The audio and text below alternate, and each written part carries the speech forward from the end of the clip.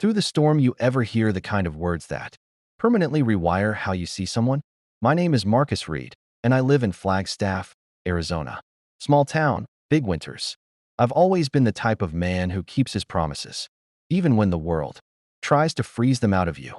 Last week, I drove 8 hours through a full-on snowstorm just to surprise my wife, Tanya, at her sister's cabin in Colorado.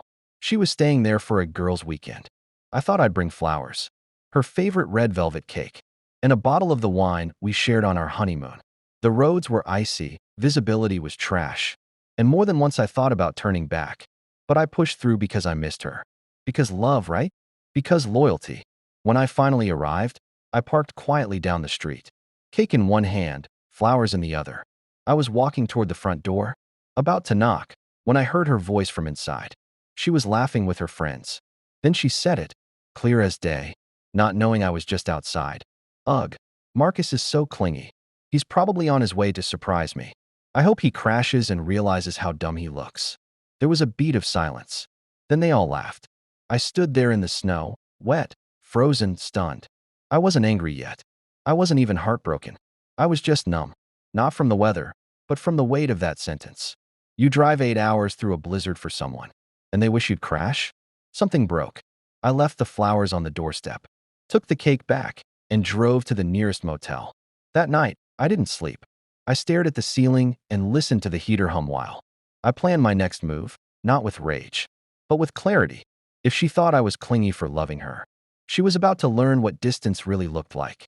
And no, I wasn't going to yell. I wasn't going to argue. I was going to vanish from her comfort zone, quietly, legally, and completely. The next morning, I drove home without a word. 8 hours back through that same storm, but this time, it felt different, like the snow wasn't fighting me anymore. Like the wind respected what I was about to do. When I got back to Flagstaff, I didn't go home. I went to the bank. I'd opened our joint account 5 years ago, when Tanya and I first got married. At the time, it felt like unity, shared finances, shared dreams. We both contributed, but I'd always earned more. And, over time, I paid for more. The mortgage, the cars, her grad school, even the cabin weekend, paid for with my card. So I walked in, asked to speak to a manager, and calmly froze the account. Legally, I had every right. We weren't divorcing yet, but that account was tied to my name, and I was done funding her vacations while she laughed about how clingy I was. The bank manager raised an eyebrow. Are you sure? I smiled. Absolutely. From there, I made calls, canceled the utilities in my name, forwarded mail to a new P.O. box, changed the locks. When Tanya came back 2 days later, I wasn't home. What she found instead was a house she no longer had full access to, and a bank card that didn't work. She called me 6 times. I didn't pick up. Then the text started. Tanya, why can't I use the card? Tanya, did you change the locks? Tanya, WTF Marcus? Tanya, we need to talk. Now. Then silence. I didn't respond. Not until 3 days later when she showed up at my office, red-eyed, furious, trembling. She stormed in like she owned the place. You froze our account. You locked me out of our home. I looked up from my desk, calm as ever. Yes, I said. And you made it very clear what I mean to you. Tanya, so I'm giving you exactly that. Space. Distance. Silence. Her face changed, just for a second. That flash of realization behind the anger. Like maybe she hadn't expected me to actually do anything. You can't just walk away from me like this, she snapped. I leaned back, folding my hands. I walked through a storm for you. You wished I'd crash. Consider this the wreckage. For once, she had no comeback. I didn't raise my voice, didn't insult her, just told the truth and let the silence fill the space she used to dominate. Now she's texting me every night. Apologies, explanations, promises. But I've already started the paperwork. Because love doesn't beg to be tolerated. It demands to be respected. And Tanya? She gambled my heart for a laugh. Now she's learning what it costs when the joke's on her. I didn't file for divorce right away.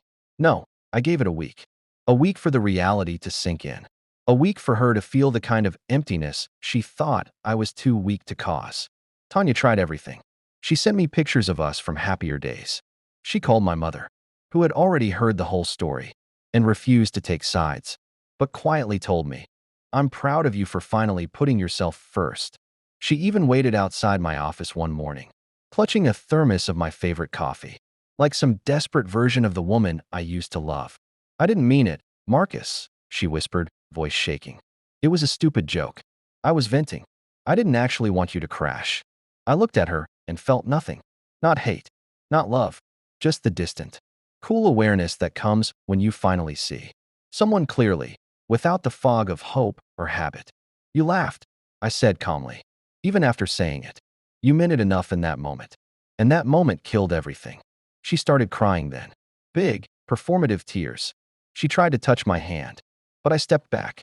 I brought you cake, she said, voice trembling. I almost laughed. That cake was meant for a wife who loved me.